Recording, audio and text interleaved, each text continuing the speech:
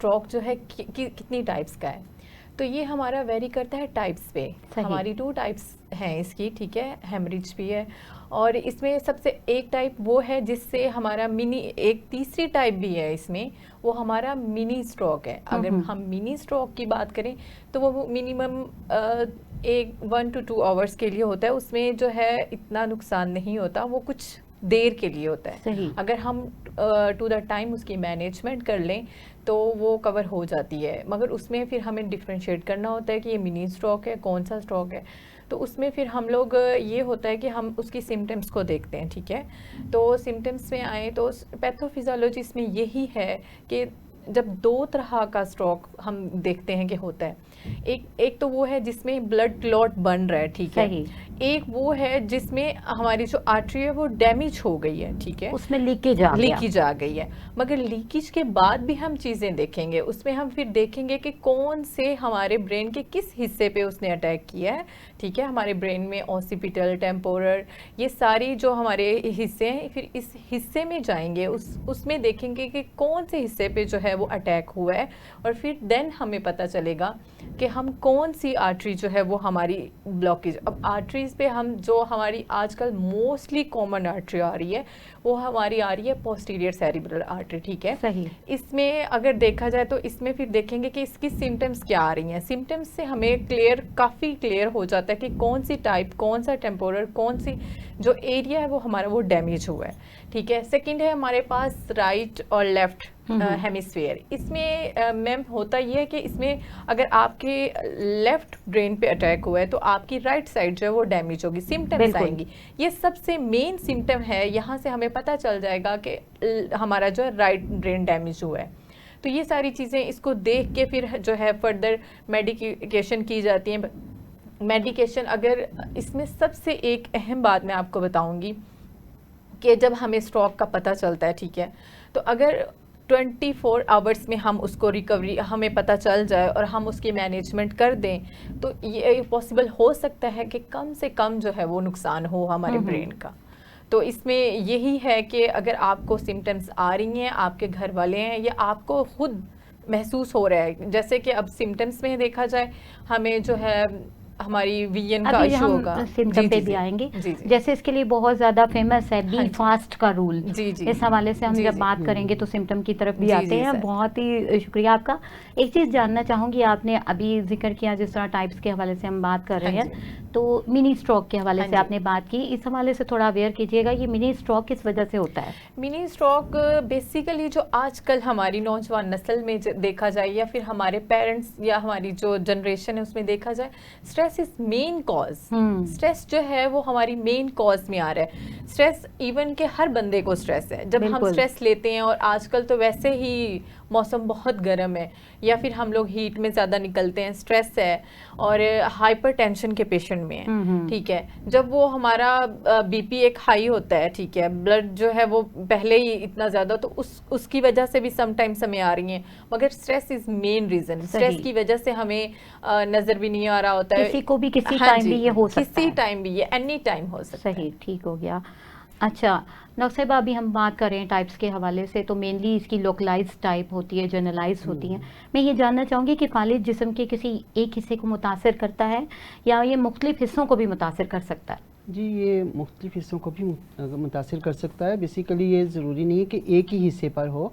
Localise mean के वो 1 parts पे ही इफ़ेक्ट करता है, तो लेकिन जनरलाइज में देखा जाए तो उसमें बॉडी के बहुत सारे पार्ट्स पे एक वक्त में हो सकता है, 1 साइड पे हो सकता है, जैसे उसकी क्लासिफिकेशन भी इसी बेस पर है। तो इसलिए हम ये नहीं कह सकते कि जस्ट एक पार्ट पे होगा। बाज़ पूरा हाफ बॉडी पूरा हो जाता है, और कभी सिर्फ एक हाथ, किसी की लेफ्ट साइड होती है बिल्कुल, किसी की राइट साइड होती कभी है, किसी की जस्ट एक लेग हो गई, बॉडी का भी देखा गया है, होती है, बिल्कुल सही, ठीक हो गया। अच्छा डॉक्टर इरम, इसकी टाइप्स के हवाले से आप फर्दर थोड़ा सा बताइएगा।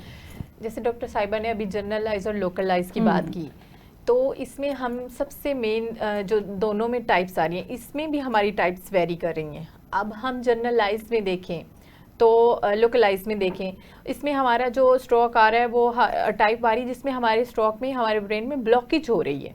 उसमें हमारी ब्लॉकेज हो रही है, और इसमें हमारा जो मोस्टली जो डैमेज होता है वो लिमिटेड पार्ट ऑफ ब्रेन होता है, बिकॉज ब्लॉकेज की वजह से जो हमारा ब्रेन का पार्ट है वो हम लोग जब उसको इमरजेंसी जो ट्रीटमेंट देते हैं उससे कवर हो जाता है, और ये ग्रेजुअली होता है तो वो हम लोग मैनेज कर लेते हैं।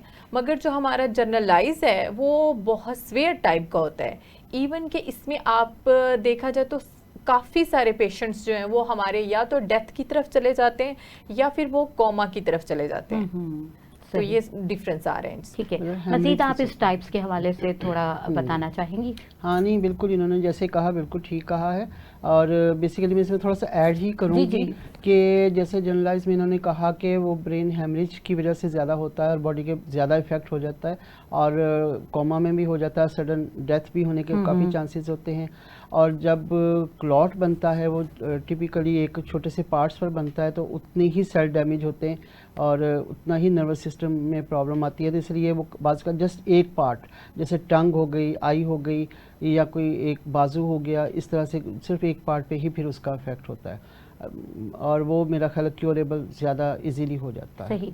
नाज़रीन, इसमें बहुत ही ज़्यादा इंपॉर्टेंट जो बातें जैसा डॉक्टर साहिबा ने बताया, हमारी फिजियोथेरेपिस्ट ने बात की कि क्लॉट जो बन जाता है, और क्लॉटिंग जब होती है और उसमें क्या होता है, एम्बोलिज्म बन जाता है और वो पूरा जो बॉडी में मूव करता है, कहीं एक जगह पे अगर स्टक हो जाता है तो वो पार्ट जो है वो डैमेज करता है या वो प्रॉब्लम करता है, वहाँ पर फिर ब्लड फ्लो नहीं होता। और इसके लिए यहाँ आपको बताती चलूँ कि हमारी होम्योपैथिक में बेहतरीन मेडिसिन मौजूद हैं जो ब्लड फ्लो को भी ठीक करती हैं और सर्कुलेशन का तमाम जो प्रोसीजर ख़राब हुआ होता है उसको बिल्कुल नॉर्मलाइज कर देती हैं, और इसमें बहुत ही अच्छा रोल है। इस सिलसिले में मैं जानना चाहूँगी डॉक्टर रुखसाना, अगर ऐसी कंडीशन हो जाती है तो होम्योपैथिक का क्या रोल है फिर? जी बिल्कुल, सबसे पहले तो कंडीशन देखनी पड़ेगी ना, जैसे लोकलाइज है उसमें देखा जाएगा कि वो किस सीवियरिटी की है, और उसके बाद अभी जैसे हमने सिम्टम्स, साइन और सिम्टम्स की बात नहीं की, अगर हम साइन और सिम्टम्स पर जाएं तो फिर उससे हमें आइडिया होता है कि पेशेंट की कंडीशन कितनी सीवियर है। बाज़ औक़ात उसमें होता है कि फौरी तौर पर इमरजेंसी में ही जाना पड़ता है, आईसीयू में ही जाना पड़ता है पेशेंट को लेकर, लेकिन उसमें होम्योपैथिक जो रोल अदा कर सकती है वो ये कर सकती है कि अगर बाज़ औक़ात अगर पेशेंट अचानक कुछ प्रॉब्लम आ गई है और हॉस्पिटल दूर है तो होम्योपैथिक डॉक्टर नज़दीक है, तो डेफिनेट उसको कुछ ना कुछ तो करना है। तो उसके लिए हमारे पास बहुत सारी मेडिसिन है, हमें उनकी जो साइंस हैं उससे पता चलेगा कि ये कौन सा वाला स्ट्रोक हुआ है इसको। तो आया वो ब्लड प्रेशर की वजह से हुआ ब्लड प्रेशर से, शुगर की वजह से हो गया है, धूप में जाने की वजह से हुआ है, उसकी वजह से हो गया है, या पेशेंट बहुत अरसे से डिप्रेशन में, टेंशन में था और साथ दूसरे कुछ प्रॉब्लम्स ऐड हो गए हैं। तो कौन सी टॉप लिस्टेड रेमेडीज हैं उनके हवाले से थोड़ा सा बताइए। ये इसीलिए मैं बता रही हूँ कि इसमें ये है कि जैसे कि फर्स्ट एड में अगर हमें देनी है तो हम बहुत सारी हमारी होम्योपैथिक में मेडिसिन है, जैसे ग्लोनाइन है, बेलाडोना है, लेक्सिस है, मतलब हम फौरी तौर पर पेशेंट को रिलीज़ करना, उसका प्रेशर रिलीज़ करना है, तो हम उसकी तरफ आएंगे कि पहले हम इनमें से देखेंगे कौन सी सिम्टम्स ज़्यादा मिलती हैं। बिल्कुल। फिर उसके अलावा जो लॉन्ग टाइम ट्रीटमेंट चलता है उसमें भी बहुत सारी होम्योपैथिक मेडिसिन है, जैसे जलसीमियम हो जाती है, और कॉस्टिकम है, उसके अलावा पल्साटिला बहुत सारे केसेस में काम करती है, बेलाडोना काम करती है, हाइपेरिकम हमारी इसमें बहुत ही अच्छी मेडिसिन है, और इसके अलावा और भी बेशुमार होम्योपैथिक मेडिसिन, चूँकि हम लोग सिम्टम्स पे जाते हैं और इंडिविजुअल्स की बेस पे हम ट्रीटमेंट करते हैं, तो जैसे इंडिविजुअल डिफरेंट होते हैं इसलिए हमारी ट्रीटमेंट भी डिफरेंट होती है। बिल्कुल नाज़रीन, जैसा कि डॉक्टर रुखसाना ने कहा, हमारी होम्योपैथी बेस करती है साइन एंड सिम्टम पे, तो कॉज को देखेंगे हम, साइन एंड सिम्टम को देखेंगे, उसके मुताबिक पेशेंट को डील करेंगे, और हर पेशेंट जो है वो एक डिफरेंट पेशेंट है।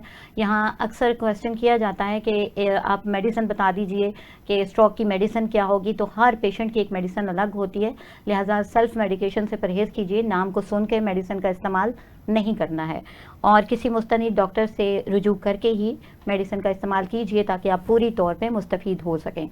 जी, इस हवाले से डॉक्टर इरम आपसे जानना चाहूँगी, जैसा कि आप फिजियोथेरेपिस्ट हैं, फिजियोथेरेपी में मैं डिप्लोमा मैंने भी किया है, लेकिन ये कि मैं तो जानती हूँ क्या है फिजियोथेरेपी, हमारे नाज़रीन के लिए थोड़ा सा आप बताइए। आजकल ट्रेंड भी बहुत है इसका कि और इसकी एफिकेसी भी अच्छी है कि मुख्तलिफ बीमारियों में हम जब इसका इस्तेमाल करते हैं तो काफ़ी यूज़फुल रहता है। फिजियोथेरेपी जो है ये स्ट्रोक के सिलसिले में कैसा रोल प्ले करती है? जी, जैसे कि आपने कहा कि फिजियो जो है वो हमारी ओवरऑल आजकल जो है इन बहुत है, और देखा जाए तो हमारी हर फील्ड में जो है फिजियो आ रही है। फिजियो जो है वो हमारी ऑर्थो में, गायनी में जो है, बाकी कार्डियो में, हर चीज़ में हमारी फिजियो आ रही है। मगर अगर मैं आपको स्ट्रोक के हवाले से बताती जाऊँ, यानी आप ये बताइएगा आप करते क्या हैं? जी जी जी हम ये करते हैं, देखिए मैम, अगर फिजियो स्ट्रोक के रिलेटेड देखा जाए तो मैं खुद आजकल पर्सनली जो है डील कर रही हूँ स्ट्रोक की पेशेंट। मैं जो काम कर रही हूँ आजकल वो डॉक्टर ईसा लैब के साथ कर रही हूँ DHA में। तो वहाँ पे मैं खुद डील कर रही हूँ एक हमारी जो है स्ट्रोक की पेशेंट। अच्छा। उसमें ये है कि आप स्ट्रोक हो गया, ठीक है, आपने मेडिसिन करवा ली, जब तक आप फिजियो नहीं करवाएंगे, मैं नहीं कहती कि कोई भी 100% ठीक हो सकता है या किसी के भी चांसेस होते हैं। फिजियो में ये हो कि आपका फिजियो का नाम ही रिहैबिलिटेशन है, ठीक है। तो रिहैब का मतलब ही ये है कि जो चीज़ें आपकी चली गई हैं इन स्ट्रोक में, उन चीज़ों को हमने रीस्टोर करना है। उसमें आपकी रेंज हो गई, आपका फंक्शन होगा, आपकी मोबिलिटी होगी, आपकी स्ट्रेंथ होगी, आपकी ईच एंड एवरी मूवमेंट जो है वो हम रिपेयर करते हैं, बिल्कुल रिकवर करते हैं। यानी जो चीज़ें डैमेज हो गई हैं, जो मूवमेंट डिस्टर्ब हो गई हैं, आप उनको दोबारा से उस काबिल बनाते हैं कि वो दोबारा से एक नॉर्मल तरीके से बिहेव कर सकें। हाँ जी।